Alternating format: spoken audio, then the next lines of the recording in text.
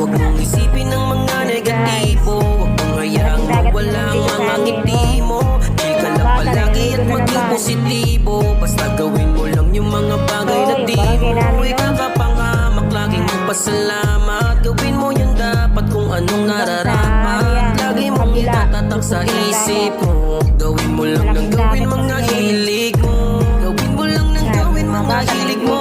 Huwag mo na lang pansinin ang nasa paligid mo.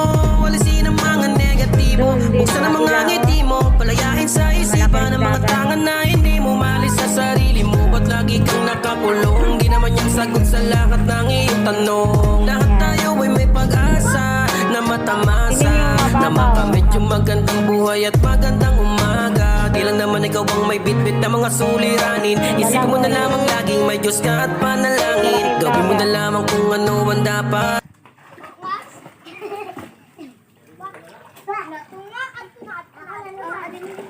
Yan nga yung isa, oh, maliit pero marunong lumangoy.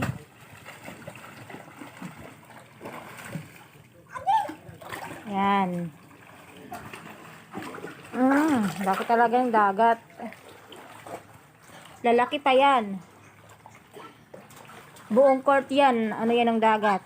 Puno yan ng dagat.